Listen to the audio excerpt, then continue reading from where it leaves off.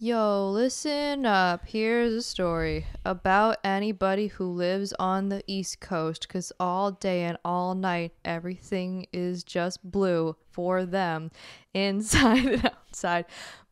Blew their fingers and blew their toes and blew their ears and blew their nose. The only happy people are the reporters who get excited for a new record broken. I'm blue. Red. And blew their fingers and blew their toes and blew their... I was running out of... This is why I'm not a songwriter. All right, Tory, say something. Remember when we were supposed to have a podcast?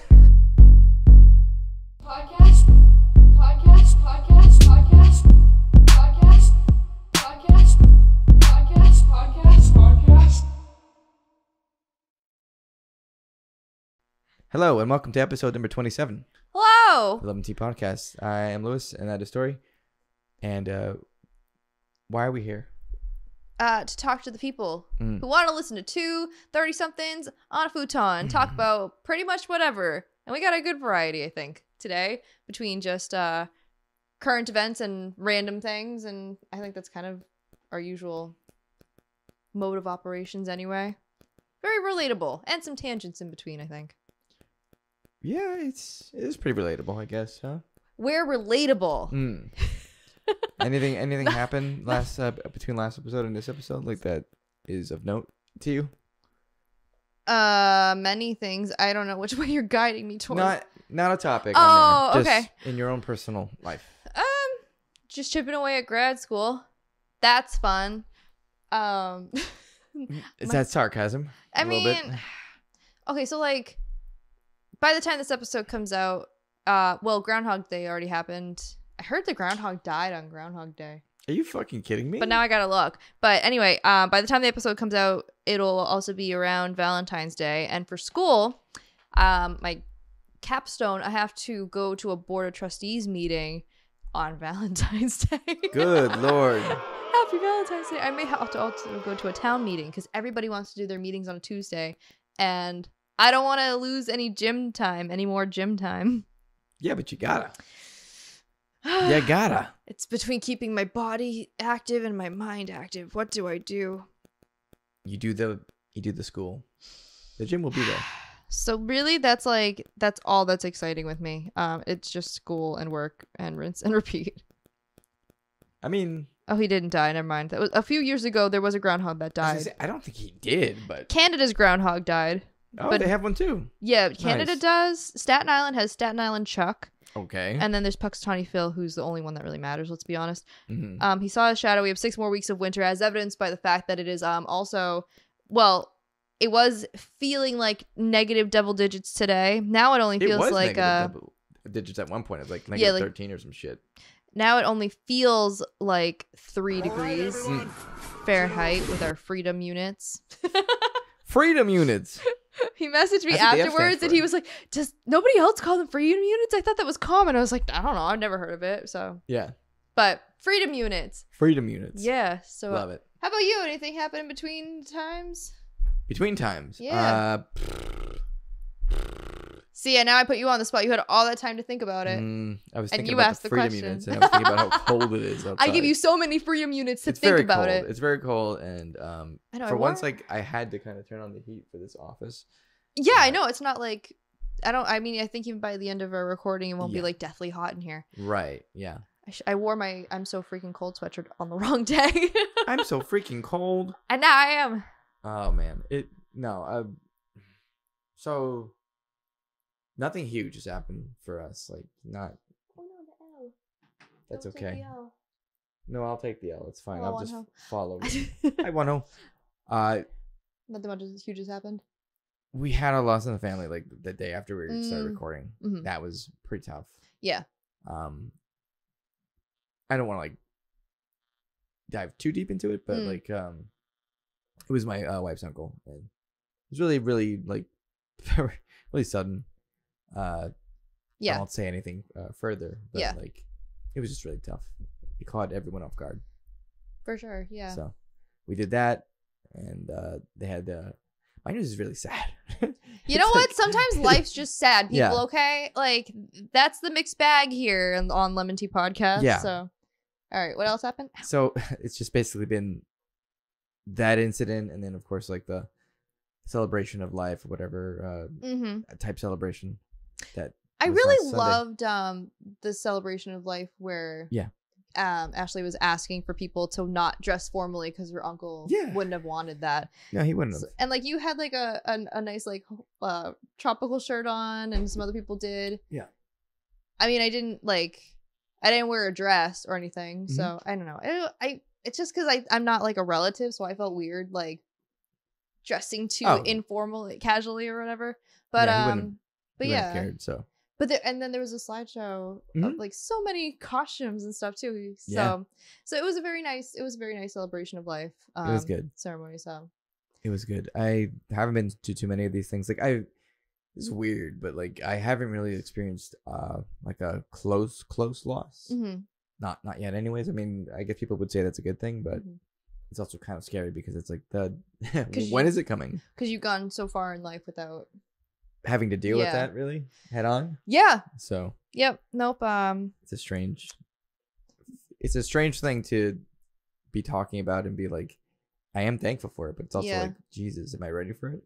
I've had a couple tough losses as well. Yeah. So it's not fun, especially when you get older, and like I lost 3 grandparents in 4 years. So, you know, yeah, I mean, I don't believe in the whole time heals all wounds thing. I think it just it's easier for you to manage your grief and stuff, but it never, you know, if you really loved and cared about the person, it doesn't ever really go away. So yeah. So take that, proverb or whatever that is, expression, but whatever. Anyway, welcome to this like happy positive episode of Lemon Tea Podcast.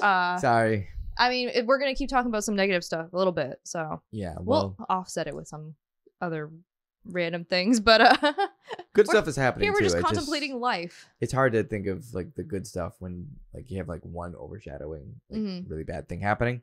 But I promise, like good shit's happening too in my world and my family and everything like that. So we're good. It just things are tough. Yeah, but you'll get through them. Yeah, you all will. Great. We'll make it. We will make it. We as Americans. I was just thinking we will make it. Sorry about anybody offended by Shia LaBeouf. All right, let's talk about this because it wasn't. It didn't exist. No, let's talk about it. It didn't exist when we recorded. You did it afterwards because you had to wait for the episode to come out, and then you did the TikTok, right? Yeah, follow us on Lemon Tea Podcast on TikTok. Good job. Thanks. Ooh. Smooth. So you made a TikTok for the last episode, which you recited a special poem called "One Man." Yeah. By Shia LaBeouf. And the premise was, it was like right after 9/11, they took all these Disney stars, put them in a room, and made them share feelings about 9/11, and some got very patriotic because it was very. And we're not above that, by the way. Or I'll speak for, you know, I don't want to speak for everybody, but I'll speak for me. Like, I was also very patriotic. Sure. I was like 9 when it happened. Every kid was basically. Yeah. It was very big, and like it was the cool thing to be like nationalistic. But you look at it now, and you look at like just these last few years, or like events that have happened within the United States of things that like, I don't know, we should have moved past and fixed or whatever. And it's like, America, sometimes I worry about you. And I don't feel like screaming, I love seeing flags all over the place. I'm happy to be here, but at the same time, I'm like, I'm always nervous to be here. Maybe that's just my standard way of living. Well, I mean, you're also a woman in America, which is pretty tough as it is. Oh yeah. That shit's hard. It's like life on hard mode, they say. Yeah, no, don't. I mean, if you have the choice, I don't recommend it, but obviously do you. What I'm saying is like America has a pretty bad track record with women too, and with certain things and rights and stuff like that. So those 2 words together. Yeah, it's just, you know. Yeah. Anyways. So I did a TikTok for Shia LaBeouf's poem. And what happened? How was the reception? It was. I mean, the comment reception was not super great. But so like Shia LaBeouf earnestly wrote a poem for 9/11 and I recited it because I don't know, man. Like, here's the problem with what the reaction was for some folks on TikTok was that they thought that, which never crossed my mind, they thought that we were making fun of Shia LaBeouf because it's him and all of his like bad things he's done in his personal life. I don't care about that. We did not make fun of him for that. We made fun of how cringy the poem is. That was really it, and it had actually nothing to do with Shia LaBeouf. I don't even know what he's up to these days. I don't care either. Apparently dating Mia Goth, and that's literally kind of all I know. So please know that I was sharing in a relatable cringe that I probably expressed also as a child in 2001. I just didn't write a poem and say it on national television. That's all. So every kid did that because they pumped it into the schools. Like, like I remember like the next day after 9/11 when we went back to school, it was like we were doing a moment of silence, and it was like double time on the national anthem, and yeah, it was like crazy. But again, the difference is just like it's you in your own non-celebrity life versus celebrities going on TV and doing that. And then you kind of forget how young they are. Like I was watching because I've seen these stupid bumpers for 9/11. I've seen this compilation like 4 times now. I'm an expert. You are. Not a title I wanted, but anyway, a title I deserve. There was literally one kid who said, I think racism is really bad. And I'm just sitting here like, yeah, no kidding. But also I'm like, no, he's a child. He's literally a child. I get it. So it's like sentiment shared in specific ways, like a poem or stating the obvious and stuff, that it's sort of like, I was young once and I probably said something like that where people were like, good job. So yeah, it had nothing to do with Shia as a person in his adulthood.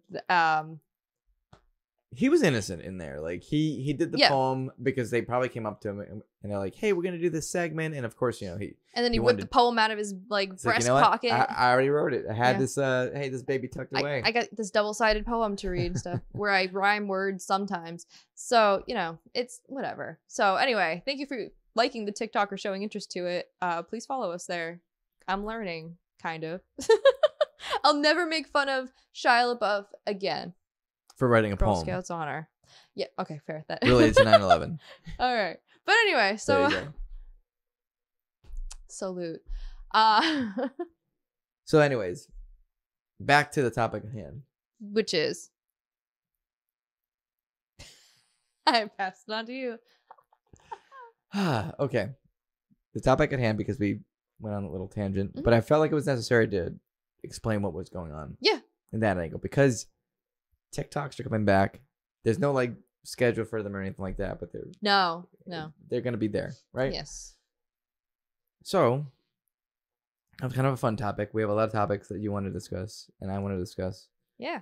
But there's also some like downers in there. Yeah. So did we start on a downer, or do we? Let's start on the downer, and we can work our way up to ending on a good note. Does it matter which downer, or do you just no you get to pick the downer? Oh boy. Okay, Donnie Downer. Okay. All right, let's do this one because it's one of the most recent ones. Netflix is stupid. Oh, okay. We're starting. We'll just ease into it a little bit, right? Netflix is stupid, and for months they'd been threatening a password to stop password sharing, even though they had advertisements like 5 or 6 years ago that had a campaign of like love is password sharing. It was a tweet. Yeah. And now it's like, we're losing money. It's not because we keep canceling these high budget shows or stopping animation projects. No, it's because people are password sharing too much. That is wrong. And they've decided to try to do something about it. So yeah, they have. And nobody liked it. Their idea was like, all right, what we're going to do is to stop password sharing, you got to log in from your home Wi-Fi at least like once in every 31 days. And then what it does, I guess, is it like geolocates where you are, and yeah, it's kind of weird. It does that, like a lot of apps do that regardless because they just do that, but it's just kind of a weird thing to be able to watch like TV. And I told my husband about it. His first thought was, "Oh, that's a smart one." And it's like, I don't know. It's inconvenient, I guess. But the problem is for people who pay, like, do actually pay for multiple accounts who are now being penalized. For examples of, like, if you go out on travel or if you are a college student or something and you don't have connection to the home Wi-Fi, like, it doesn't work. So, needless to say, people on the internet were not pleased. No, it's very dumb.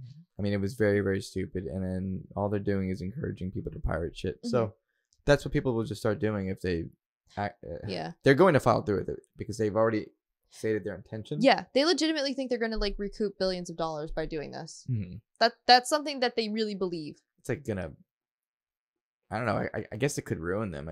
Well, they also are still, but that was around the same time that they announced they were going to start putting ads on Netflix stuff too, which hasn't happened yet, or any announcement of it. But I hate that fucking whole thing. Like, the reason you get away from cable is to not have the ads, you know. And now there's so many apps and networks and stuff that are charging you pretty much whatever you have a combined amount is probably maybe what you're paying for cable. It's all a big shambo. Find a way to get their money regardless. They always do. So. But anyway, so but they recant. So you had mentioned that they took it back. Yeah. Okay. So what happened was they said all that stuff. People got pissed off. Then they were like, "Oh yeah, no, you this was only supposed to be for, like, Latin America." Only some countries in Latin America and South America, like not all of them, which is so weird. It was like Peru and Costa Rica and some, I think, one or two other, like, random Latin American countries. Yeah, it's starting out there first, but it's coming here. So I have this article pulled up, and here it kind of, like, breaks down, like, what it's supposed to be doing. Okay. Yep. 1. Giving your login to people outside your home is officially no bueno. Why ain't no way? This is the biggest change, the seed from which the other rules sprout and multiply. The company that infamously tweeted, "Love is sharing a password" 5 years ago, this March now specifies that if freeloaders outside your household want Netflix, they'll have to pay for a new account. Yeah. Yeah. So. But not everybody is a freeloader. Like, they're lumping in the freeloaders with the non-freeloaders. I'm a freeloader. Yeah. I'm a freeloader. I don't pay for Netflix. We borrow an account, but it's also like... Oh, yeah, that's right. You do. Yeah. Yeah, Josh's family borrows our account, so... It's like free fucking marketing for people, though. Like, yeah. So you say, like, "Oh, this is a great show. Here's my password. Go check it out." They check it out. They become fans of the show. Yeah. Or just stop canceling stuff you put so much freaking money into. Like...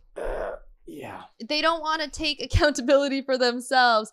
It's like, why are we losing billions of dollars? It must be the subscribers' fault. Knock it off. Which, I mean, like, I'm sure the pirating or the sharing accounts for a little bit, but certainly not, like, this, like, large amount that they really are thinking that it is. I think they saw a way to make more money, and then they did it. They just saw the opportunity. I guess.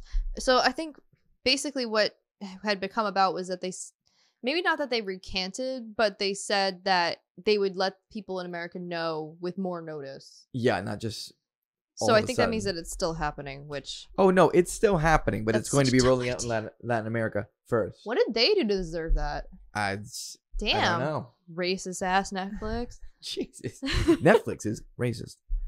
Question mark. Not clickbait. It says, expect to verify your devices at some point. So you'll do that with a 4-digit code sent to the account owner's email with a 15-minute expiration window. You may also have to renew the credentials every once in a while. Per the rules in Chile, Costa Rica, and Peru, users have to renew, i.e. log into your home network, and those credentials every 31 days, aka probably just after Netflix cancels its next critically acclaimed television series. Thank you. Yeah. It's like, why do both? Like, why does it have to be the Wi-Fi login? And for, like, people who are traveling or don't live at home with the people who they share an account with, that password verification one seems easier because you can just text whoever and be like, "Hey, can you just, like, verify my device or whatever?" Well, the thing about it is, like, you'll verify it, but it's still gonna, like, ping where you are and kind of use that location information. So, but if it's verified by the owner, like. I don't know. It's just like, I don't know. None of it is good. I don't understand it. I don't think they're gonna make as much money as they're seriously thinking they're gonna make back. Like they really want to, man. They really fucking want to. I just wish they would stop like canceling shows. What and what if they cancel that you've watched? Oh, nothing that I've watched. Okay. Just a lot of like I hear a lot of I see a lot of like Twitter campaigns to bring shows back and stuff. And I also hear a lot about the animation side where there's not a lot of promotion from Netflix or anything about like animated shows. And so if it doesn't do well, then they just cancel it and they're like, well, it didn't do well and it's not our fault. Or shows that have a big following. Oh, I forget, there was one recently. Yeah, I can't remember what it was. But it was basically like people like a step up from like the regular show as far as like one of those like slice of life sort of goofy sort of shows, but more for like adult type people. Maybe by the same creator?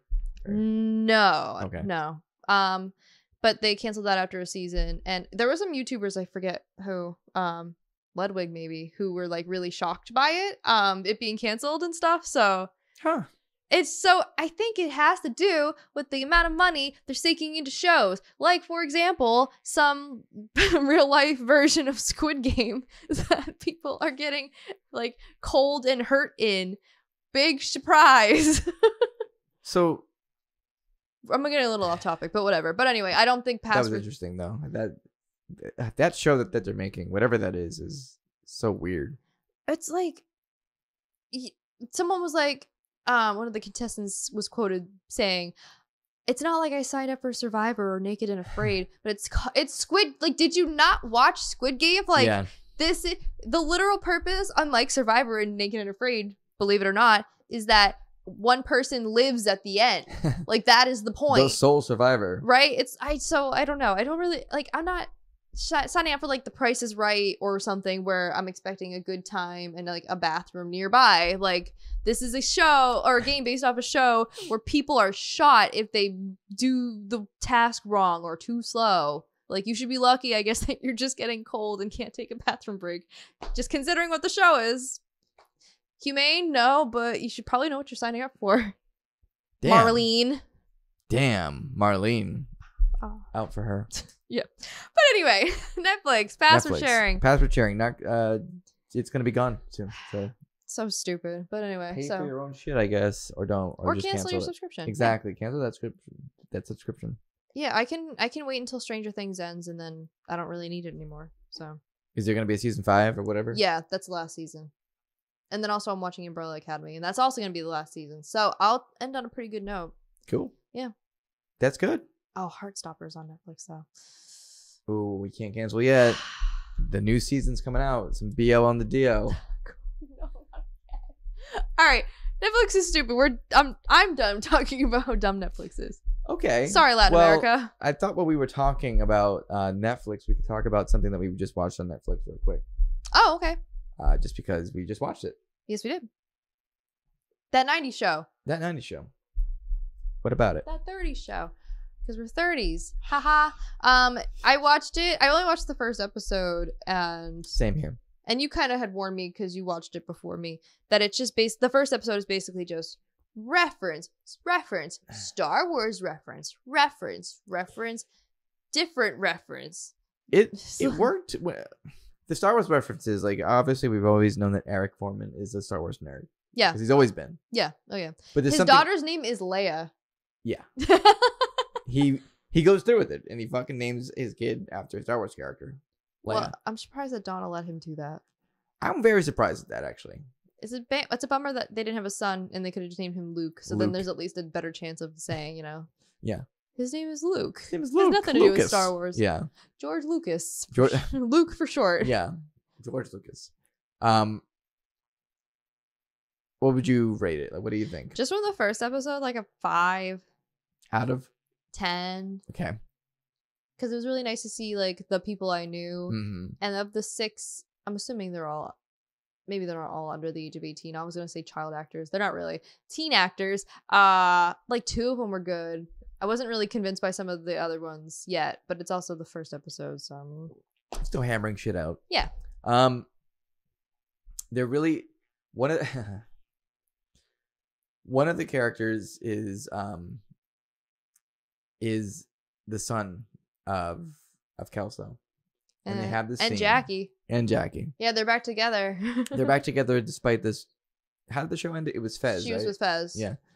Which shit happens. I get it. Maybe but- that's why they got remarried a couple times. Like twice or some shit. Mm-hmm.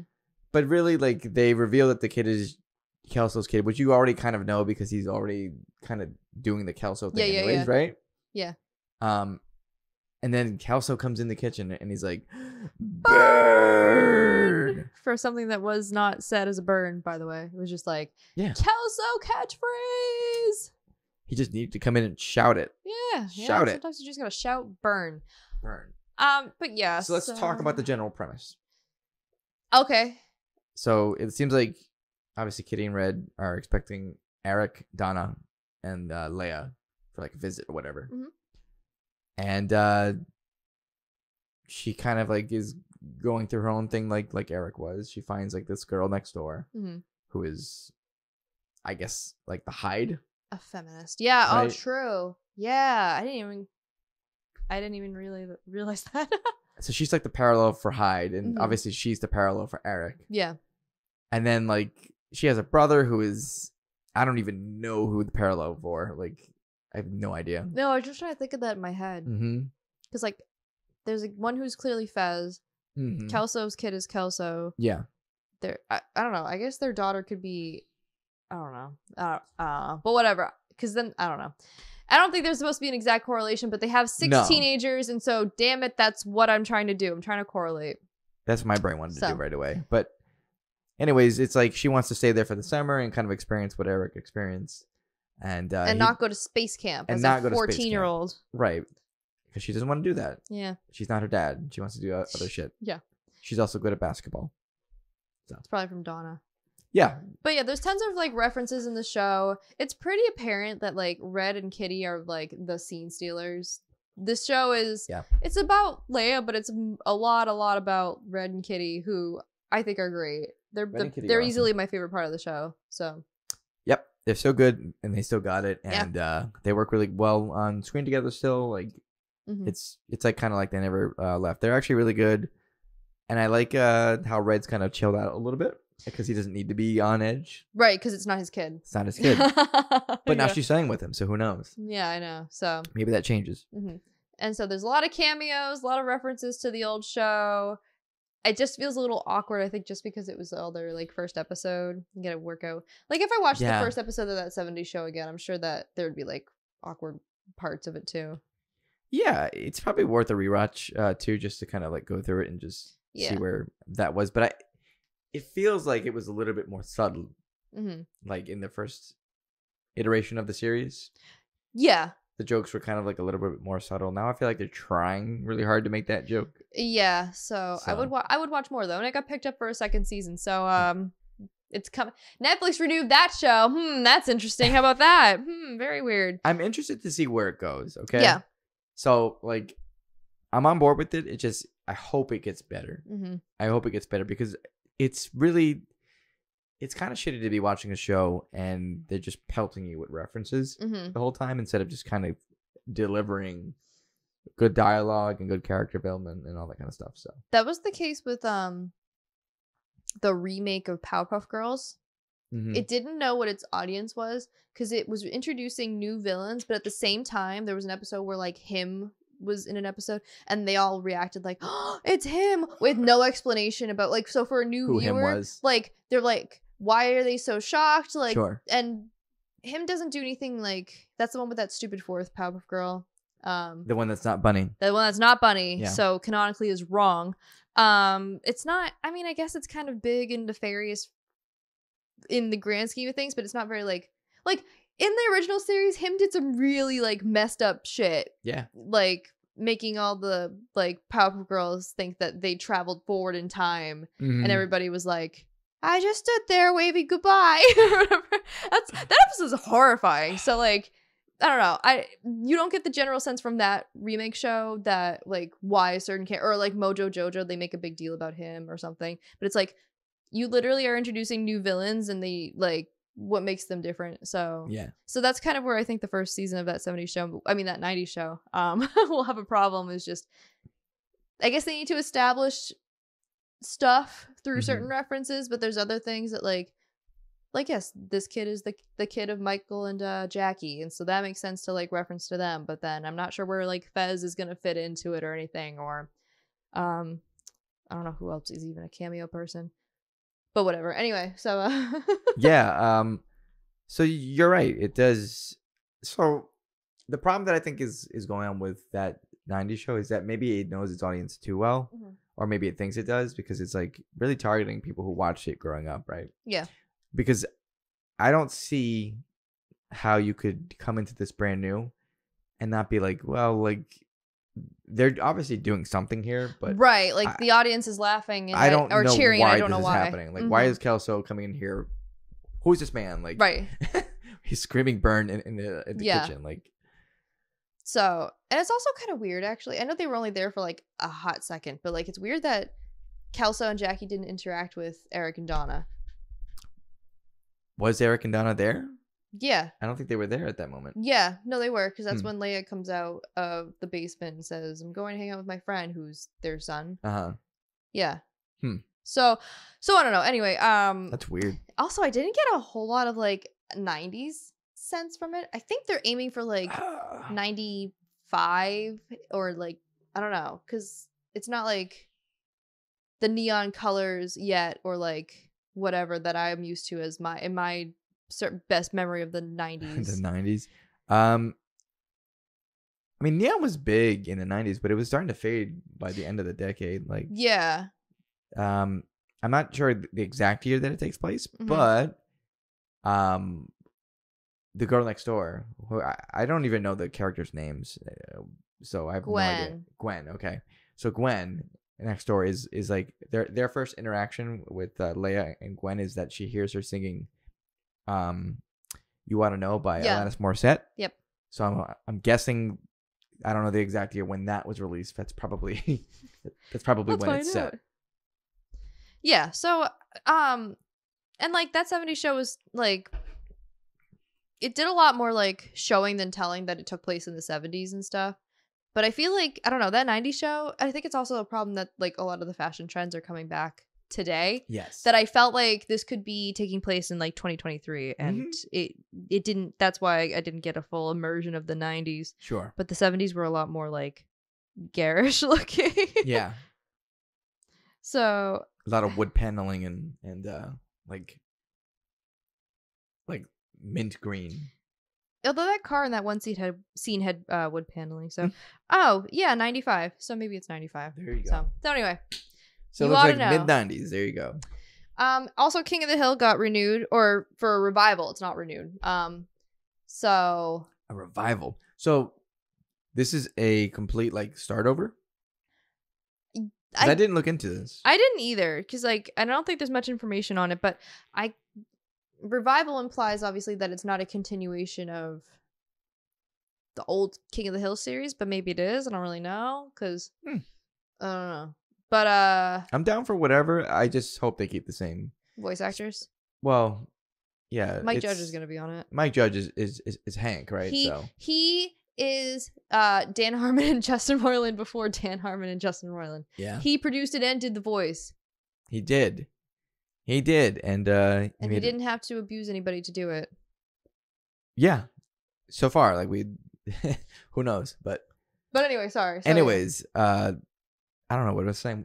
I'm sorry. King of the Hill. Yeah. So that's interesting. I didn't see that it was a revival. I saw that it was coming back on Hulu, but I didn't know if it was a continuation or what. I don't know. They called it a revival. I thought I saw season 13 or something like that. Oh, well then, I don't know, man. I don't know. Me either. I'm not really sure what they could do with King of the Hill at this point. I think they... Yeah, it says revival. Yeah, I know. And there's nowadays with like PC culture, there's a thin line that it could be before it's like, oh, good, Hank's just a boomer or whatever. Yeah. Oh, the voice actors for and now Peggy, with PC culture the way it is, Peggy and Bill and Bobby and Dale and Min, they're all reprising their roles. Nice. So they keep interchanging between reboot and revival. I'm sure we'll get more information later. But the executive of whoever said, "We're also excited to welcome back Hank, Peggy, and Bobby and to see what they have to say about the world we live in and continue the conversations we began years ago." So I guess it's a continuation. I don't really know. But whatever. So we're on this whole big, cycle of nostalgic revamps. Velma, also, I would include in this too. Even though they revamp Scooby-Doo every, 5 years, so... I think that 90s show was way better than Oh, Velma. yeah. No. It just felt good. Yeah. I just mean it as far as, and this has been the case with movies too, of remakes, all those freaking Pinocchio live action remakes, God, or man. just the main bulk of ideas for media being redone. It's a little bit annoying, man. There's also a Scream 6 coming out. Scream 6, yeah. So they're just continuing franchises. Yeah. I think I have less of a problem with them just continuing a story rather than them just redoing shit that's already been done. Mm-hmm. They did that 80s show too. Yeah, and that tanked. Yeah, it did. Well, because the problem was I think they were doing it in tandem with that 70s show. So nobody cared about that 80s show because that 70s show was still going on. Sure. So they kind of screwed themselves there a little bit. Or if it was right off the heels of, I don't want to keep looking stuff up on my phone. If it was up on the heels of that 70s show ending, I'm not sure, but I don't think it was that recent. I think I watched an episode or two of that show, but I never really, I never watched it. Yeah. And it was not on TV very long. I think it had one season maybe. Yeah. So. But yeah, so this has been the case for over a decade that we're just nostalgia grabbing and stuff. So sure, it's easy money for Netflix or whoever's producing whatever. Yeah. It's just they know people like it. They can make it and hopefully put more effort into it than what they usually do, which is bare minimum. Velma. Powerpuff Girls. Yeah. But anyways, yeah, that's yay, and hopefully 90 show will be good or get better. Yeah. So I'll be cautiously optimistic, but yes. Netflix, don't screw it up like you're screwing everything else up. Can't do anything right. All right, we're gonna get into some sads. Okay, you ready for the sads? Yes. Yeah. So this is where we get from annoyed sad at Netflix to real sad at current events that needlessly happened. So. All right. So. What if I told you that we had another massive police altercation with a suspected person where they killed somebody? Was this person black? Yes, they were. And guess what? What? Here's the kicker. People, the police that assaulted him and killed him, they were also black. Yeah, that part really surprised me.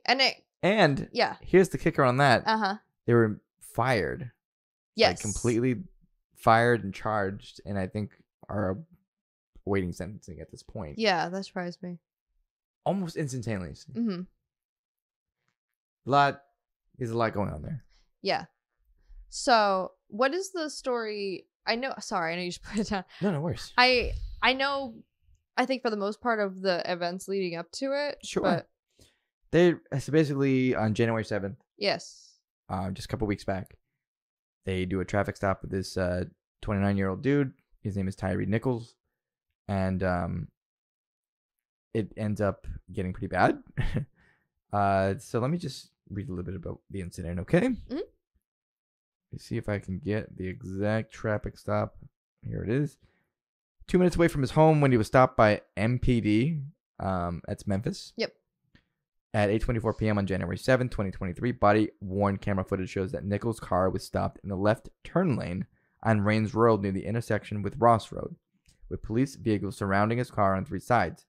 Body-worn camera footage also shows officers can be heard discussing his alleged driving, quote, swerving, and nearly hitting one of them. The body-worn camera footage released by the city of Memphis on January 27th does not show any activity earlier than an officer responding to a stop in progress. So when they pulled him over, they actually pulled him out of his car, and he said, I didn't do anything. And an officer said, get on the fucking ground. I'm going to tase your ass. Like right off the bat. So they pushed him down. They had a little bit of a struggle because he's beating him and he's forcing him to lie on his stomach. When he didn't do anything, they pepper sprayed. They tried to pepper spray him. and it also backfired and hit some of the officers, which is awesome. But was the triggering event for the things that happened afterwards. I had read. Yeah, basically, Like they he chased had him down. They beat him for like at least 3 minutes. I think it's actually more than that. They yelled, "I'm going to baton the fuck out of you." He was punched in the face repeatedly. Somebody on site was exclaiming how they were throwing haymakers. What are those? Just like a punch. oh, just okay. Yeah. Quote unquote. I jumped in and started rocking him, just like beating his ass. Yeah. So another fucked up thing is that the medics arrived, but did not begin to assist Nick. So they arrived around 8:41, just slightly after the altercation, and they did not begin to assist him until 16 minutes later. They were also fired, I think. I hope there so. were 2 EMTs that had been fired along with the 5 cops. Yeah, that's crazy.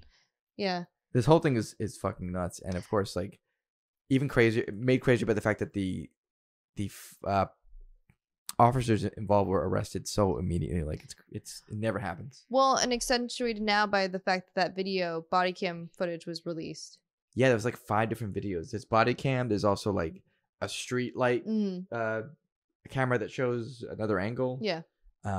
Horrible shit. Yeah, which you watched. I did. I watched. Yeah. It. Because like for me at least, I want to see what's going on. Like it's not like I'm doing it for morbid curiosity. It's more like I don't know. Yeah. I feel like it's the least I can do to like educate myself on the situation. Yeah. I couldn't. I don't know. I don't like watching violent stuff like that. There's plenty of descriptions on there. I read the descriptions though. It was horrible. And then like I guess after he was motionless, like some of the cops were high-fiving each other. Yeah, they were like talking about the incident and like clearly let it be known there was no remorse until there were consequences for them. Like being arrested or being like charged and it's fucked up because a lot of people are saying like, oh yeah, this is an issue, but it doesn't need to be fixed like internally. It's just like the bad cop thing is like, oh yeah, it's just a couple of bad apples, but there was a lot of bad apples in that fucking bunch. Well, and part of the problem too was that they were part of like some task force for Memphis, right? Yeah, like it's called Scorpion. So the people are calling for the disassembling of that unit. Yeah, I guess it's like, what is its purpose even? It's to like, I think it was something like patrolling. It's like street crime. Hang on, they actually explained it here in this. Yeah, and article. Scorpion stands for something that's too long. That's what I'm saying. And I can't remember. Street crime something. Let me see. Dun dun dun. But yeah, I'll find it and bring it up. But 5 officers charged so far. I know some other people are being charged as well, but it's just so weird. It's just like you're not even trying to hide it at this point. Like the black ones get arrested first.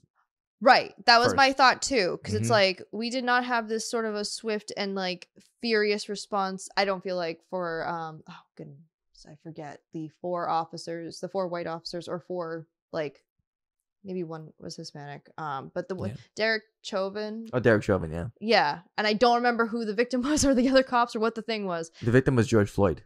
Oh, okay. So like, okay. Oh, that was jeez. It feels like it happened so long ago. That was 2020. Horrible, isn't it? Like, yeah.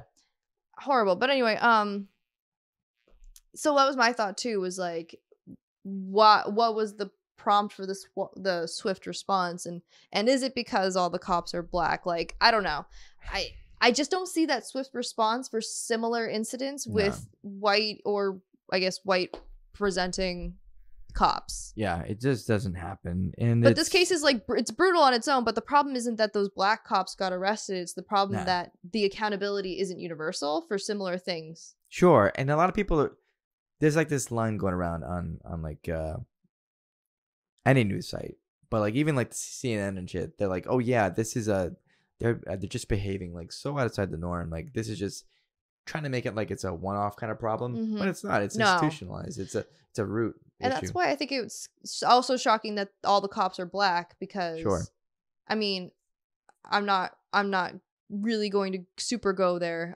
Super go there. I no, but but I think, I think there's more recently been this outcry to hire more like diverse police Sure. force, in the sense that there will be an authority figure that's at least like relatable to whatever minority nationality. But that's clearly not the case. It's something to do with the culture itself, regardless of what race you are, which is, I think, a horrifying, obviously, like, eye opener for some people, because the first initial, I think, reaction was shock, both at the crime and the fact of that they were all the same race. So yeah, and it goes to show you, like, these were all another fact. Like, yeah, they were all black, and they were in, I want to say they were in a predominantly black area, maybe. mm-hmm. But there's like an old thought of like, okay, maybe cops should look like the people that they police. That way it makes them more comfortable, because they see like a familiar face. But that's not the case. Clearly, like, it doesn't matter. It's because all mentality. Yeah, because like at that point, you're a cop first, and you're black second. Mm-hmm. So like, you're trained a certain way because that's how they train you. Yeah. And you do what you do because you're a cop, and it doesn't really matter that you're black, and that becomes secondary. So like, yeah, you may look like the people that you police in your neighborhood, but it doesn't do any. It doesn't do any. It starts from the center. Right. Yeah. Did you find out what Scorpion meant? I did, actually. It stands for Street Crimes Operation to Restore Peace in Our Neighborhoods. Oh, we're doing great. Good job, Memphis. Let's go. That's crazy. This whole thing is just nuts, man. And people are, I think we're past the point now where a peaceful protest is a successful way to protest. Because even with peaceful protests, first of all, it doesn't seem like anybody truly responds to that in these like tumultuous radical times. Yeah. Also, peaceful protests have numerous occasions of excessive force being used on like the protesters against and protesters. it's always driven by police. Like, it's very rarely incited by actual protesters. It's usually incited by the people that are supposed to protect you. Yeah. So I mean, my whole thing was is that I don't think. Oh, Homer! I was looking back at Homer because I could see something, but I didn't want to say anything in case. I gotta get that on the wall. All right. Anyway, hi Homer. My what was my point with this? I don't really like violence. Not my thing. But this is, a lot of people are comparing this to Rodney King as well, and those resulted in like the California riots. In 1992. So like, I don't know. Sometimes you have to be louder for people to listen to you, and while I don't like or condone any unnecessary violence, like, peaceful protesting doesn't work for certain things like this, especially when it's something so high charged and like for somebody who's supposed to be a figure of the law and publicized. It's very hard to stand by a peaceful protest just because not in the sense of the idea, because I believe in the idea. Yeah. But I also know what you're saying. Like, it feels like you need to like have a fire lit. Yeah. Like, peaceful protesting is fine for certain situations, but there's just some like these that are so tensions are already so high because of what happened. And but the only thing is, they have everything. Like, so they're the police force, right? Which means they're basically like a sub-military group at this point, because a lot of police forces in America have a huge budget. So they have tanks. Some have tanks. Like, we have a Why? I think we have some big fucking like vehicle here, like in this town, and it's like, yeah, we could do more than just protests, but against what? Like, right? You are certainly going to die. Like, they'll kill you now with a body cam on.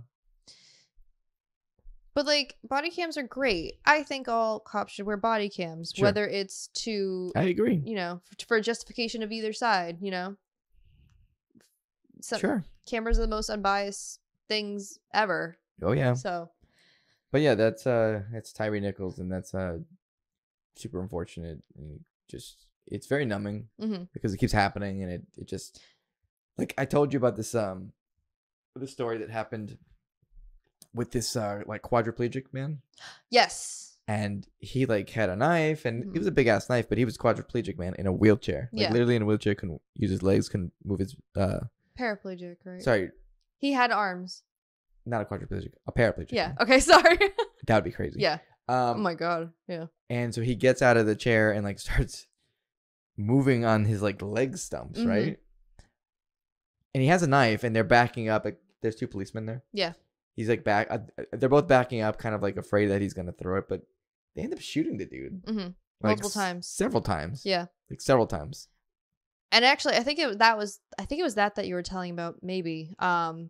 Where I was like, so I couldn't find it at first because I scrolled through 2 other stories about mass shootings or whatever. Mhm. Like, we're all so numb to it, and any politician who tweets like thoughts and prayers is Yeah. like big, like like satirical. It's a big fuck you. Yeah, it's horrible. It's a big ass fuck you, and it doesn't do anything. Yeah. Legislation does that, but you know, like But for the for the paraplegic guy, that's. I know they crazy. tried to tase him and that didn't work. But they didn't try any other things. They have pepper spray, they have Yeah, batons. he's also a paraplegic. Right, like, that part's also important. He did have a knife, but like also he has no legs. he has so no legs. He cannot. I mean, his range of motion is pretty limited. I'm guessing. I'm guessing, yeah. I don't know him, but like, Oh, and that he lost his legs due to a different police related incident. oh my god, So, I didn't know that. oh, Holy you didn't? shit. Yeah, no, his I think his mom said that or something in an interview. I mean, like that he lost use at that his point, that's probably why legs. he had the fucking knife. He's like, you know what? Right. So, I don't know. We always say that like never again or whatever, but it keeps happening. So It's bullshit. We don't care, So we're a little disenchanted, I'll be honest. and it happens here all the time. Like police violence always happens here in this country, in this anywhere. Like it doesn't improve because people are crazy about the cops. They want to be like the far right is really crazy about the cops. Even the left is crazy about the cops. Democrats want to talk shit about like gun violence, and they want to say that they're going to legislate like police forms, right? Mm-hmm. But they never do because they are afraid of like losing all the support. So they don't give a shit about doing what's right. They want to keep their backers. You know, they want to keep the people that pay them happy. We need just an overall overhaul of the way things are. Sure. I don't know. It's just clearly not working for anybody except for people like who you mentioned. But Yeah, who make money off of it. yeah. So anyway. So, anyways, that was crazy. Yeah. I don't know where to go next with this because there's a lot of stuff on here, and some of it's okay. I'm gonna go with the other sad thing. How about that? Sure. This is a sad sandwich. Oh, yay. All right. Delicious. Okay. So I think I told you about this the other day. Mm-hmm. It was a streamer. Yeah. Was. I mean, he might still stream again. I think he might still be streaming. Who knows? His name is Atrioc. Last name is Ewing. I can't remember what his fucking first name is, but let me pull up the article and I'll tell you right now. All right, this article is from Vice and it says, "Deepfake porn creator deletes internet presence after tearful Atrioc apology." No, it's not Atrioc who deleted it. It's the guy who made the deepfake. Okay. So what's going on is basically this guy, in a nutshell, was streaming, and on the stream, people noticed that during one segment, his tabs could be seen, and one of the tabs was to a deepfake porn site. Now, deepfake porn exists. It's existed for a couple years now, obviously, but currently there's no legislation that like really controls it. It's all very new. It's very weird. Yeah. And it's very fucked up. So he was browsing that site and people noticed like, okay, that's a deepfake porn site, right? They went to the site. They figured that you had to obviously pay for it in order to access it. And which I did not know. Yeah. Because I didn't need to know about deepfakes on a level of how to get them. So sorry, man. And that the site had several prominent Twitch streamers on there that he was also friends with. Yeah. Including Cutie Cinderella, who is the girlfriend of like I think his best friend Ludwig. Yeah, they're good friends. I think they're real good friends. And Pokimane. And her too. Yeah, she's on there as well. Yeah. And a couple other people probably. I don't know. I didn't look. But so, what is a deepfake, Tory? God, I don't even know how to really explain it. It's basically like a.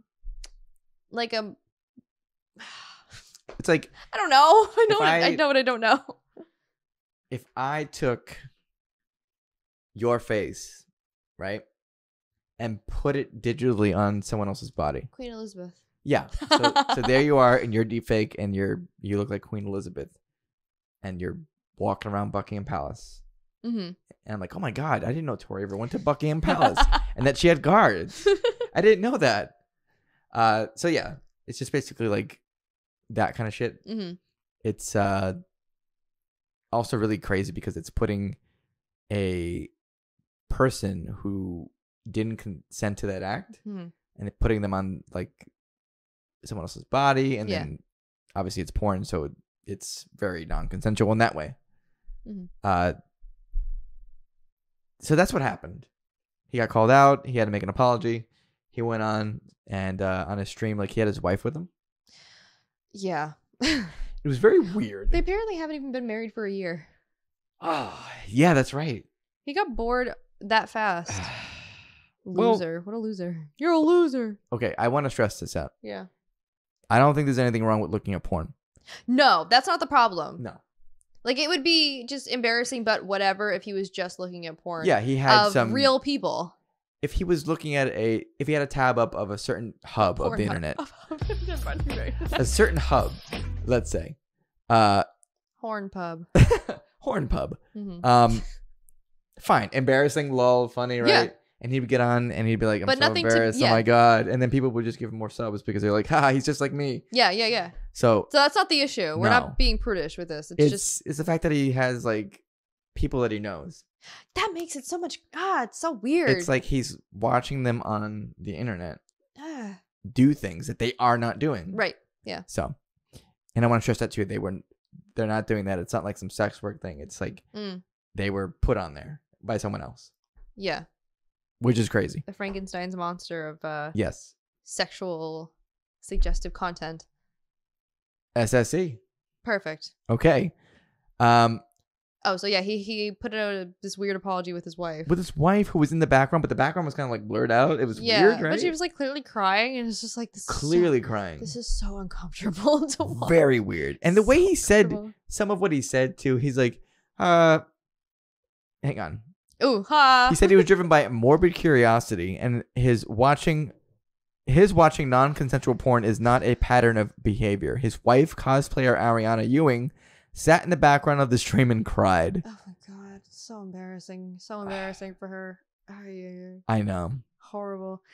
And he didn't apologize, or he made some excuse that like he didn't mean to get those deepfakes. Some weird fucking bizarre excuse like, oh man, I just oh geez, oh man. Oh man. Oh geez. Oh geez. I was on the internet and I clicked on something and oh my God.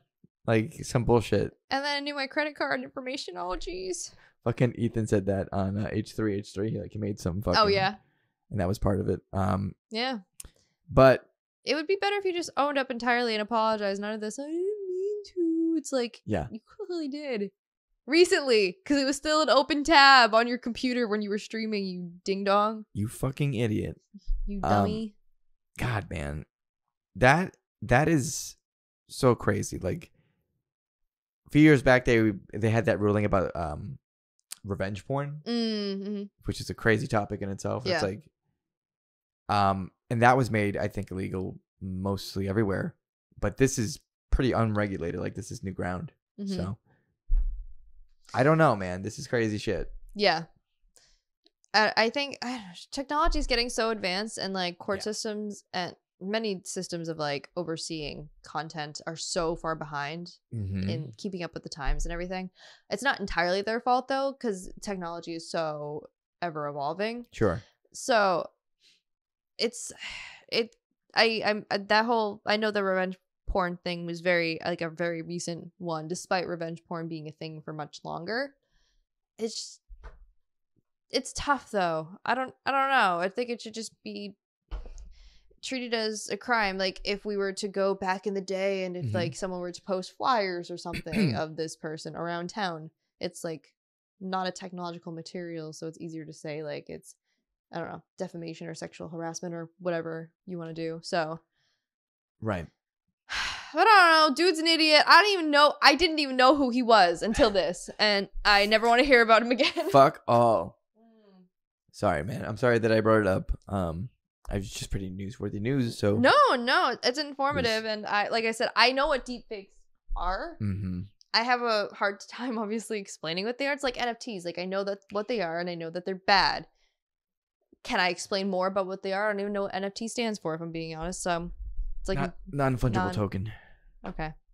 Perfect. Now you know. Perfect. And knowing is half the battle. G.I. Joe. Remembering's the other half of the battle. I will probably forget. Hey. But yeah, so there's certain things that like I know and I don't know how to explain. My coworker wanted me to explain what NFTs were, and I was like, I have no idea. NFTs. I'm like, you can just right click and save the picture, but some people want to own it for some reason. It's like, I don't know. I've explained things about the internet. So. Just tell them that they're a scam. Perfect. Okay. Yeah. They're a scam. Done deal. But yeah, so I haven't heard. When I was looking it up too, I haven't heard from Pokimane, but yeah, I haven't. Cutie Cinderella said that she was gonna sue him. She did. She said she's gonna sue. I'm not sure if she was talking about Atrioc, but I know that she was at least talking about the part of the tough thing with trying to sue people too is like, who do you go after? Mm-hmm. Especially the anonymity of the internet. Like, at least with revenge porn, you can kind of gauge who the culprit is. So, but the deepfake creator responded and was like, "Yeah, obviously this is the best publicity I could ever get, but I'm going to delete it." He apologized, like he said sorry. I don't know if that makes it better, but like he's not really sorry. I don't believe that. no, he just doesn't want to get sued into oblivion. Right. Is what it is. Yeah, he's like, I'm gonna keep doing it. I just will delete these ones. That's pretty much how I would take that. I'm gonna keep doing it. Want to see me do it again? Want to see me do it again? But yeah, no, it's horrible, and I feel bad for any of the girls involved. I do too. It's a creepy thing to do, especially, like, I know, like, female streamers get such a bad, like, they get such a hard time anyway. They do. They have a really hard time streaming because like, this shit does not help. So they go on stream and it's like, let's say they're playing like a video game or something, Mm-hmm. right? And then it's bound to happen. Some asshole will come in and be like, "Oh, I didn't know girls played." Or they like be like, "Hey, sexy," or whatever. Like, yeah, it's bound to happen. It's gonna happen at some point. It just sucks. Yeah, so they already have a hard enough time, and with it being their friend, like that doesn't obviously make anything better. So I don't know. I feel for them. I do too. Whatever course of action, if they want to try to sue or just move on, go for it. Wish them the best. Yeah, it's just like, it's so icky. I hate it. So icky. It is. There's no other. Sometimes you just need to throw a second grade word out. Stop making fun of my hands. I'm Italian. Hands. Yeah. Okay. So. Yeah. Okay. Good. All right. I think that's all for negative. God, I hope it is. Well, maybe not. I don't know. Anything can happen. Go ahead. Do it. Unleash it. Well, we were talking about TV. I should have brought this up. You finally finished Survivor Samoa. I did finish Survivor Samoa. It was a wonderful season. AKA the Russell Hantz season. Except, spoilers, he didn't win. So. Okay. All right. I know we talked about this already, but we're going to talk about it again, all right? Spoilers for a show from 2009, but that's okay. Yes, go ahead. So, Russell didn't win. No. All right. Russell, in a nutshell, is one of the most infamous villains. Yes. Right? Yep. I'm not just saying that actually is true. It's canon. It's canon. Yes. He did a lot of shit on the show that caused a lot of chaos. Yeah. Like, he pretty much was running the show from the beginning. Oh, yeah. He threw Jason's socks into the fire. Yeah, he would dump people's canteens. He but the thing of it is too, like, he knew kind of where the line was, like individual psychological warfare, because like, even though his tribe had one of the most horrible one-sided like win-loss ratios I've ever seen on Survivor, because they only won one thing ever, and they lost 6 people before they merged tribes, which is horrible. Right. But he never like threw challenges or like slacked off. He really did give his all. I think he really actually was a pretty good competitor, all things considered. He held his own. But the thing about him is that he didn't need the money. No, because he is an oil. I keep wanting to say oil tycoon. He has an oil company. Yeah. So he really was doing it just to be like, "This is easy. I can do this, and I want the title." And he didn't really. I mean, I'm sure he cared a little bit about the money, but he didn't need it. No, he didn't need it. But Survivor's not about needing the money. It's about winning the game, right? I mean, the money helps. Well, There are some people who, in the newer Okay. seasons of Survivor, have the gone on money show. helps, but I mean, you don't have to be needing the money in order to compete. Oh no, some people So. just like they'll have the love of the game. So Sure. for the So love of the game. clearly we're gonna talk a lot about Russell, a lot about him, because he found 3 fucking hidden immunity idols, right? Two of them without clues. 2 of them without clues, but just looking. Unprecedented. Yeah, he said he made history. He made history. Yeah. But despite all that, he didn't win because he was too kind of backstabby with people and told too many unnecessary lies. And there's a thing that in reality TV now for certain shows like this called jury management, which is basically the people who are going to vote for you to win. You want to make sure that you at least like, if you are going to like vote them out, to give them some dignity about it, or to be straight up and honest and stuff. Russell did not have good jury management. Which with a game that half of it is social, like that is very important. So they ended up voting for someone else. Yes, the unassuming Southern Belle, Natalie White. White. And I feel bad because like Russell was a compelling character, so he got a lot of screen time. He got a ton of screen time. Yeah, It's basically the Russell show. The most of any Survivor aside. I don't want to name them, but there's a couple that he's up there with. But one more thing about Russell too. Yeah. Because he got so much screen time, his tribe got a ton of screen time. They also kept losing. That's true. That's true. Yeah. There was They were one not very episode where his tribe won and the other tribe lost, and you didn't hear from Russell for the rest of that half hour. It was very strange because their tribe wasn't in danger. So, they have to go focus on the other people now. But it's an interesting season. You get to see a tribe double the number of the other tribe get taken down one by one. It's pretty awesome. So Mick, everybody loves an underdog story. Mick is another person, right, who was in the final 3. Yeah, nobody remembers him. He's like such a whatever. Whatever. Yeah, he's whatever. He made it to final 3. But he was the leader. Fucking L. I'm taking the L today, dude. Taking the L. Shit. Everything's falling back here, man. We're out of control. So, but what's next is a thing I've kind of unfairly been hyping up to you for months, and that is Survivor Heroes versus Villains. I'm so excited for this. You have no idea. No, yes, I do have an idea. You have no idea. I know that you know at least 2 people who are going to be on it. Just 2? I think so. I don't know who else think is going to be on it. Because you stayed that I unheard. think. Yeah. Okay. Or there will be more that I know, but 2 that I think. Yeah, but Russell's there. Yes. Yep. We know this for sure. Yeah, there's another Rupert person. Is there. Okay. What? That fucking... Did I confirm? I don't remember. I don't know. The other person was Coach. Oh yeah, his silhouette is... Yeah. They have like them all blacked out, obviously, because they don't want you to know who's on there when they preview it. But there's some silhouettes, like someone in a fighter stance and a man bun. Right? Yeah. You at the gym. Oh Jesus. That you can just tell who they are. Mm-hmm. Which I love. Actually love his logo. It's one of my favorites. Can I tell you who I hope is on there? Yeah. Okay. All right. You've stayed unsullied this whole time. I'm so proud of you. So I'm excited for you to see everything. I love the fucking show so much that I will not spoil myself on it because it's so cool to like watch it week to week and see who gets voted out and like see how people like progress. Oh my god, it's so fucking fun. Yeah. I think you haven't confirmed Rupert, but I'm gonna say Rupert. Okay. We confirm Coach. Yes. I'm gonna say Rupert. I'm gonna say I hope Sandra's on it. Okay.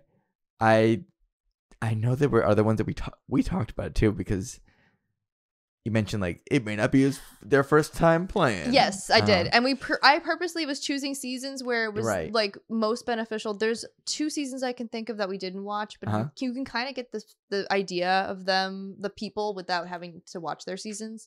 It's not that they go home early; it's just because there are some people that we watch seasons of that go home early. Obviously, Bob never played more than 1 game. I think you already revealed. Yeah, no, not Bob. I'm kind of hoping that Parvati's on there. Okay. Yule. Okay. Yule.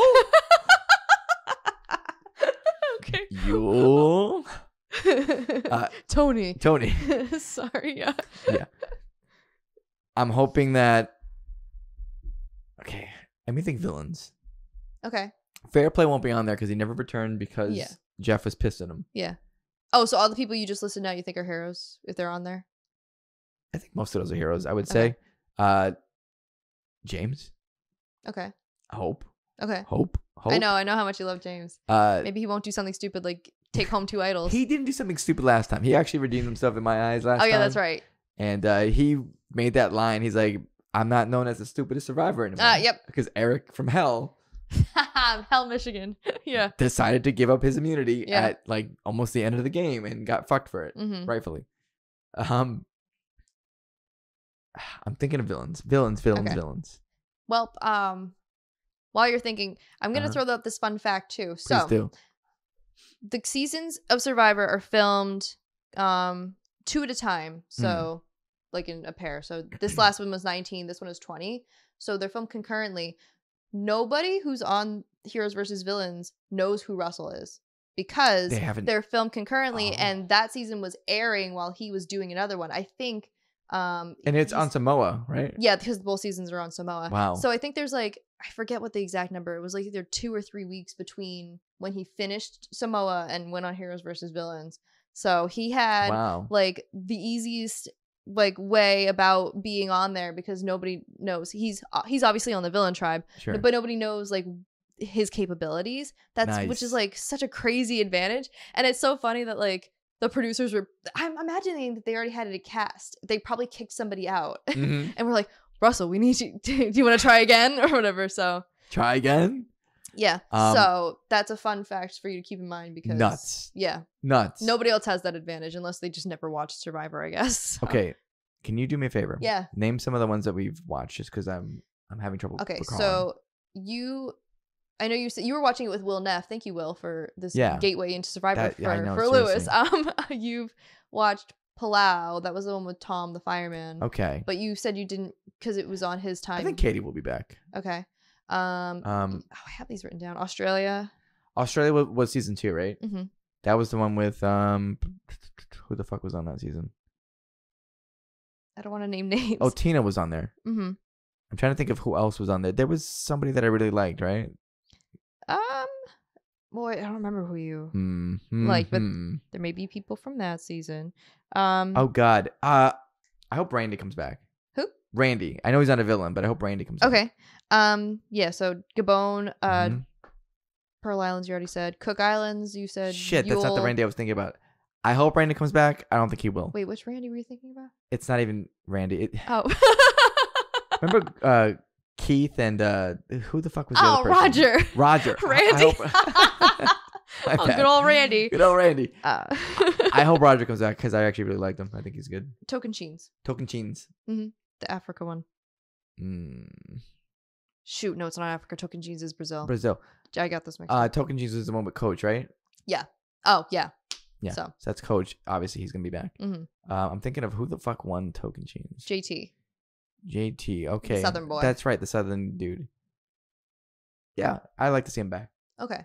I thought he was cool. All right. I can tell you that. Maddie. Yeah. I hope Maddie comes back. Tell you there's a couple that you've said that will definitely be on there. So. Oh, that's awesome. You're a good guesser. All right, great. Yay! So anyway, Survivor Heroes versus Villains, filmed in 2010. We're gonna watch for the first and second time. So awesome. It is considered, because I keep saying this to you too. I'm like, it's considered one of the best seasons, and it's so good. And you would consider it the best, right? Yeah, okay. And I've said too that I think that's a pretty majority consensus from the Survivor fans. Sure, the community That's one of the agrees. best seasons. Yeah. So. The tribe has spoken. Yeah, they need to do another Heroes versus Villains. They're on season 44. Yeah, absolutely. They have enough villains and in this Heroes. one's 20, right? Yeah. So it's been enough time. Because 40, well, they did a milestone for 40, which was Winners at War. Ooh. Because 40 seasons, they have at least 40 winners to pick from. So they did. They did. Bob almost was on there though. Man, I was so mad he wasn't on there. I would love to see that. Devastated. Broken. Totally. Broken. Yeah. So anyway, we're gonna watch more Survivor, par for the course. Woohoo! Woo! Great. I'm excited for that. Yes. So I think we have a couple things to get through if we want to. Sure. Do you want to do this this thing that's on here that you wrote? Which one? The Midwestern hip hop. Oh, whatever? yeah, sure. Yeah. Sure. So what the fuck is this? Like, Okay, so you sent me this thing on Twitter from at Kieran the Nomad. I have this pulled up. I have all my sources ready. Where it's a video. It's called "Where Your Suburban Town Throws a Hip Hop Music Fest." Warning: this is so hood it hurts and so cringe. And it's just like white people singing these like kind of like early 2000s not hip hop like jazzy songs? versions, but they're just like much more. I don't know. It's like Bossa Nova sounding. It's yeah. I like the way you brush your hair, and I like those stylish clothes you wear, and I like the way that light hit the ice in there, and I can see you coming way over there. So versions of rap songs, including DMX. What's DMX song? DMX up in here, party Party up in here? Yeah. All right. 50 Cent's in the club, and Nelly Ride With Me? Ride With Me. And oh my god, it's horrible. It is very cringe. I don't know. And then everybody just Very like weird. dancing, like, you know, like Shitting. a little shuffle, white person shuffle. I can say that as a white person. So we were making a joke about how they had to censor things, like for Nelly. Nope, not Nelly. Nelly. Nope, for Juvenile. Because the song is called "Back That Ass Up." They changed it to "Thing" instead of Thing. They back that thing up. So I had thrown a reworked DMX song quote Great. that made it sound more white. White? Yeah, in my best Midwestern accent. So I thought it'd be fun to try to figure out how to do this for the songs featured in that video. And have you figured them out yet? Nope, or I'm gonna are do you it. doing We're it on doing the it fly? live. Wow, this is on the fly. Okay, We're this is Bill great. O'Reillying it. All right. So if you want to go and take a ride with me, we three-wheeling in the foe with the gold tees. Oh, why do I live this way? Hey, must be the money. That chorus, let me whiteify it. If you would like to go and take a ride with me, we are driving on 3 wheels hydraulics in our 64 Impala with gold rims. Thanks, genius. Because I genuinely didn't really know what some of that meant. Thanks, genius. Oh, why do I live this way? Hey, it must be the money. It must be. If you would like to go and smoke weed with me. You could have just left it like Smoke get high. a joint in my Mercedes Benz. Oh, why must I feel this is horrible? I hate doing this. I'm just realizing now. But We can stop. nope. Okay. We're gonna keep going. Let the record show I did offer you an out. Okay. This is Juvenile. Back that ass Juvenile, up. back that ass up, or as you have it, back that thing up. Yes. So, Do it. Girl, you are looking swell. Won't you back your derriere up? No. You're one fine person from a mother. Oh God. Won't you back that derriere up? What are you doing? Call me Big Father when you back that derriere up. Big Father. Promiscuous woman, who are you playing with? Back that derriere up. This is like try not to cringe video. I won't do all these. I don't know. Take your pick. DMX, 50 Cent, or Flo Rida. Oh my God, what a pick. I gotta go 50 Cent. 50 Cent? All right. I gotta go 50 Cent. Okay, 50 Cent in the club. Let's do it. Perfect. All right. Go. Mm, I can't think that fast to the regular beat.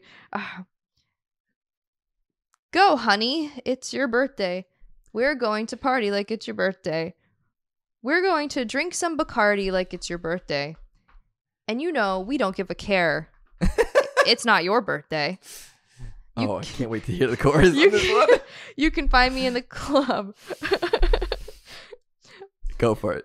Bottle full of champagne. I knew it. Look, Hispanic mother. It says mommy. Is that not a good one? I am not me. I am a Midwestern, like, Karen haircut mom. Dontcha know. Don't know. Yeah, damn it. I should have sold it with the Wisconsin accent. You should have channeled Bobby's mom from Bobby's World. All right. Look, I've got some ecstasy. If you like to partake in drugs. Right. I'm into fornicating. Oh, well, I guess it says I'm not into making love. Yeah. You have it right. I'm not into intimacy. Sentimental intercourse. so come. It's horrible. Sentimental intercourse. So come give me a hug. And you know what? I'm going to be completely honest. I don't know exactly what he means by getting rubbed. If it's sexual. Is that sexual? Yeah. Okay. So if you're into me advancing on you sexually. Yeah. I don't know. No, that's perfect. Does that work? You channeled your inner Craig. I don't know. I just made up some like That's a Midwestern good Craig. song there. Jesus. Oh my god. I like that 50 cent. I hated that.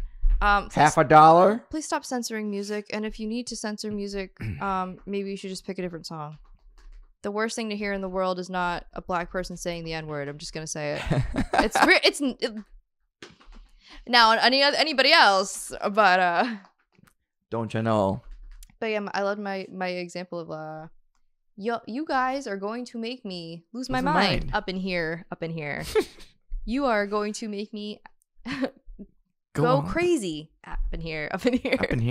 It's just I don't like it. You all and I make did me act a fool. Up in here. But what is act a fool? I don't know if white people know what that means. See, you got to think of your audience. Oh, Jesus Christ. You're going to cause me to make a scene. Up in here. You're going to cause me to become stressed. Up in here. And angry. Man. I feel like up in here. The general population of our town would understand that a lot more. Yes. We'll perform it at downtown. How about Perfect. That? Okay, good. Great. Anyway, that has been Tory's Cringe Corner. A new segment. Cringe Corner. Wow. We haven't... that should lead us into our next corner, right? Sure. So 2 corners of the same room. 4 corners of a square or a rectangle. Great. Whoa. Very meta. Yeah, Tory's K-pop corner. Woohoo!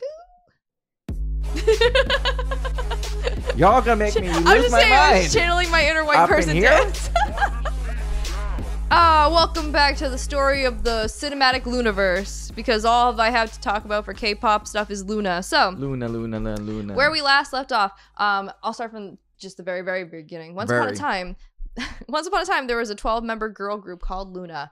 One member who was starting to do activities for like variety shows and just like appearances on her own, was not getting paid what she should have, and requested termination from her contract with the evil Blockberry Creative BBC. So, and it was successfully, she's filed an injunction and it was successfully done. And apparently, but she was like kicked out of the group anyway. Chu. Her name is Chu. Chu can do it. Chu can do it. So apparently this was at the shock of all the other members, some of which were very vocal on social media about their shock with her being kicked out. And this was sort of the catalyst for multiple members to seek termination with their company. And last we heard, there was 4 that had done it successfully. 4 right? successfully got out. Yep. Or their contracts are suspended right now because they have to bring a lawsuit for it to get canceled. So that was Heejin, Kimlip, Jinsul, and Choeri. But there was 5 other girls who also filed this, but those were not granted. Part of what's also the problem with this is that they are working at a big debt. So the payment is like 70-30. The company gets 70, which means that they will never recoup their the debt that they've accrued from being K-pop idols, because the company gets most of it. And the girls who didn't win the injunction, it was because they all signed their contracts at different times. So I guess their contracts had different stipulations than the other girls who did get out. So that's the ratio. So we've got technically only 2 girls still in Luna who don't want to leave. Or can't. Yeah, we will get to that though. I'm sorry. No. There's been a lot happening in the Loonaverse. Oof. So BBC filed a complaint to the Korean Entertainment Management Association. They oversee they're the big legal people with entertainment goings on, to prevent Chu from working in the entertainment industry, also known as blacklisting. Yeah. So that's what they're doing now. They're also doing the same for the 4 girls who successfully suspended their contracts. So they're trying to blacklist Chu from the Everybody. industry. That's And the other girls who got out. Wait, everybody? Anybody who has successfully suspended their contract. So those 4 girls I mentioned, Okay. they're also doing the same for them, which is pretty gross to do to the literal breadwinners of your company. You don't have anybody else there. Hopefully, they won't be successful in it. Obviously, There's some famous instances of successful, not as publicized, because Mhm. nobody really announces they're going to do it when they do it, because there would be the backlash this. But there's some successful blacklistings. Jessica from Girls' Generation is one of them. I was just going to say that, Yeah. but I wasn't sure if I was justified in saying that.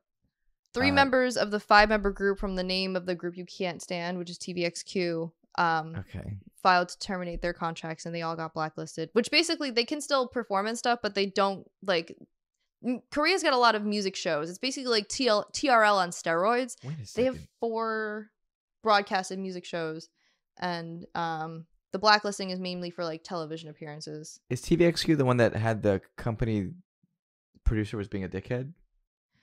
Whatever. I know that happens a lot. There was no, they're from SM.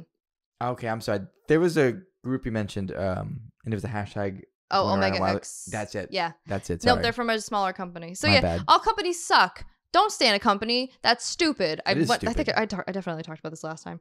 But in the latest twist, Oh God, what happened? Luna in 2019 had signed with a Japanese company for the Japanese promotions, Yeah. Universal Music Japan, Uh-huh. and the contract apparently states, regardless whether the artist contract with Blockberry Creative Management is broken or canceled, the members must continue to fulfill their duties for this contract. Mhm. Should they violate any term of this contract, the artist must pay damages for failing to fulfill their responsibilities under Japanese law. So basically, Japan said, your contract with us is different.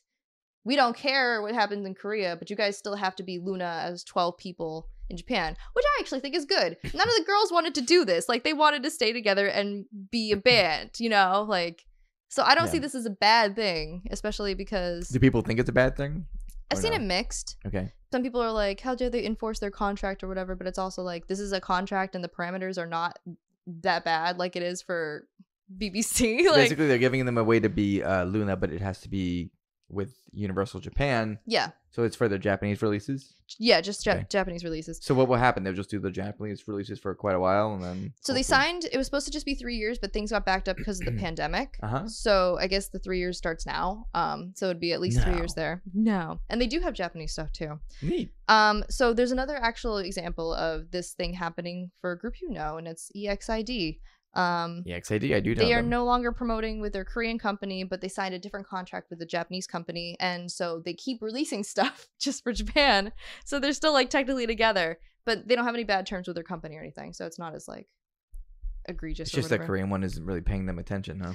I don't know. They said they're on hiatus. Some of them left the company also, so I don't really know what The they're. members? Yeah. Oh shit. Yeah, they're an older group. So Oh, okay. 6 or 7 years, I think. Oh, all right. They've been around a while. So, but it's funny because then they're still active in Japan. And That is kind of funny, huh? so the final thing in the Loonaverse, Luna. those 2 girls who didn't file lawsuits, Oh, they no. filed lawsuits. So Oh, every shit. single fucking Luna member has now filed a lawsuit because the narrative that the company was trying to pull was Chu betrayed the trust of the members and the staff, and all the girls are devastated. And now it already seemed like it was. They were full of it, but now causing issues. now and- they especially are full of it because all 12 of them. So they're unanimous. Yeah. Yep. That's crazy. So it's Vivi and Hyunjin. Hyunjin trends a lot. She's the one in Luna who says the most. When she Says the most. she's very, and it's very uncommon for K-pop people to be so open about, especially the inner workings of K-pop when they're still in the industry. Yeah. For sure. So Hyunjin, Hyunjin. I've seen her name trend a lot because she also shares a name with someone from Stray Kids. But anyway, they get kind of conflated together.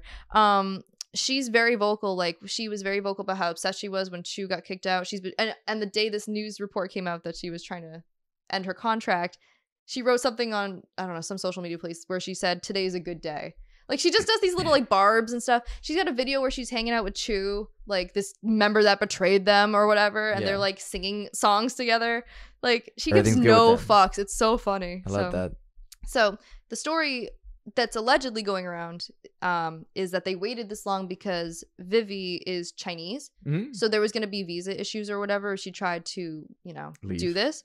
So, people are thinking that Hyunjin waited for Vivi to get her stuff sorted out. And then did it. Yeah, and then did it. But people are also thinking that when their Japanese company said, "We still want to have you promote," that was like easy in for Vivi so she could still like not have to go back to China. Got you. So that those all happened concurrently within the last like week.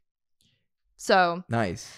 So yeah, freedom for Luna, justice for Luna, justice for Chu. That's really all I got. Like the saga with the Loonaverse is the Chunaverse. Ooh, there you go. But they all want to keep, like, none of them wanted to not be in Luna. It's just their company were being overbearing and unfair payment wise. So real pieces of shit is what they were doing. Like, it's not uncommon. It's just very publicized and they're not handling it well. What I find weird is that BlackBerry Creative such a stupid name is so dumb. Yeah, it is only a company for Luna, right? I think so. I think they had one other group. They don't.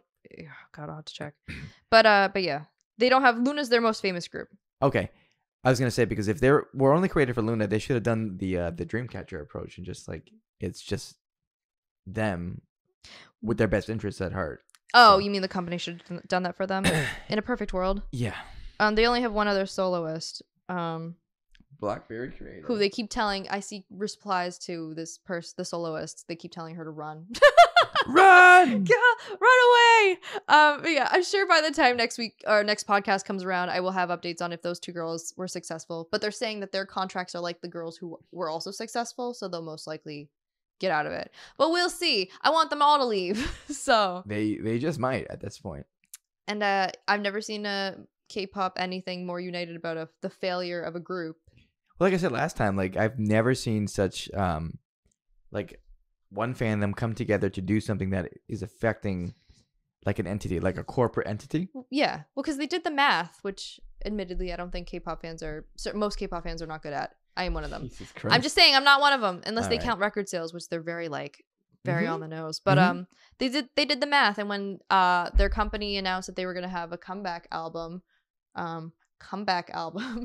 people were pissed because they realized the ratio was 70-30, and if they bought the album, they were just putting Luna into further debt. Yeah. So now they won't. Yeah, that album is postponed indefinitely. We're never getting that album. For sure. Not happening at all. So, yep. So anyway, that's my K-pop corner. I really don't have anything else to add. Top's still going into space, and that's all nice. So that'll be something to look forward to. When does he go? Sometime this year. That's nuts. So it's so like first half of this year. Oh my God, that's coming up so soon. He's not a space balloon. Please don't shoot him down. Thank you. No. So, but anyway, that's all I got in the dramatic, cinematic Loonaverse. Good job. Nice job with your corner. I think we're ending on that ish. Are we? Pretty much. I'm trying to see if there's anything else we need to say or anything we want to say. Oh, hey, Hyuna, baby. By the way, I'm not done with my K-pop corner. What the hell is that tattoo on your back? What is that? So there's two responses. Okay. There's what you said, which is basically what I said. Okay. Yeah. And I'm a big Hyuna fan. Oh yeah. Okay. I love Hyuna. You go hard for Hyuna. I do. Yeah. And I'm even saying, like, what the fuck is that? Like, it looks horrible. I hope it's not finished. It looks like some, like, I don't know. It just looks bad. I don't know if it needs to be colored or what the deal is, but it just doesn't look good. It also says Keem, which, like, why? I don't know why any of that says I anything. only think of Keemstar now. It's horrible when I think of Keemstar. Or Baby Keem. Let's get back to news. Maybe she's a Baby Keem fan. That would be cool. I don't know why she would tattoo that much, but, like... I wanted to meet that now. I don't know. So, listen. Yeah. We have that, right? Yeah. Bad tattoo. Two schools of thought. One is what you said, which is what I agree with. Yeah. The second one's like, she didn't ask for your opinion on the tattoos. Okay. Yes. True. It's just, I don't know. I just want what's best for her. Like you. Yeah. Yeah. It doesn't look good. It doesn't look good at all. I'm sorry, man. Sometimes you just get a bad tattoo. It happens. Yeah. That looks really bad. Also, it's still not confirmed if she's back with Dawn. It's not. I keep hearing It's it, rumored. but it's rumored. It's rumored. We don't know. You'll be the first person. Hopefully, I can beat you to Twitter when it's confirmed. Because they Okay. confirm their relationship themselves and the breakup themselves. So, Yeah. like, that's why these rumor things, I'm like, We have to wait for them, right? Yeah. And if they are back together, maybe they want to try things out before they announce it. Let people breathe. Okay, so now I'm done with the K-pop corner. Okay. Maybe we'll circle around. I love the K-pop corner. It's great. It's one of my favorite segments of the show. Oh, thanks. I'm so So? glad I could actually present something here. So, You're doing it. yeah, you too, man. Hey, thanks. Anything else we want to talk about before we close out this high and low episode of No, the podcast? the only thing that's left is like the whole thing, like Valentine's Day, Groundhog Day. But I mean, like, it's all bullshit. He saw a shadow. We already talked about this. Saw a That's whatever. shadow. One of them died. Yeah. Yeah, your Valentine's Day is going to be very low key also. Very low key. Yeah. Very low key. So, Um, with children and people healing and healing. Yes. It's gonna be very low key. There won't be much going on. But it's a good day to skip the gym because that's like, I don't know, it seems like a weird way to spend a Valentine's Day. So, it. Yeah. sorry. Yeah. You should be. Unless you're getting swole with your partner. That's pretty romantic, I Yeah, I guess. guess. Whatever. If you're into that, sure. You're into that. For me, it's a day to sit on my ass and eat chocolate if I want to. And Wait until the day after.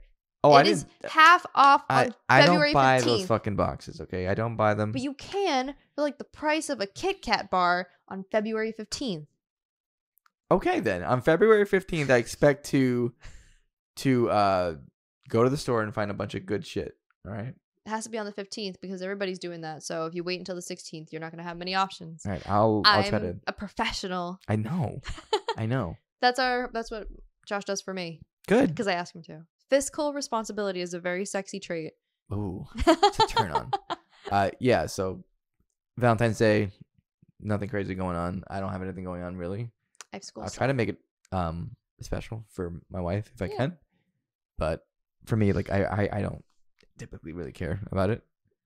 If I'm not inundated with boring meetings, I'll try to make. I Yeah. don't know. Maybe we'll go to like a dinner or something.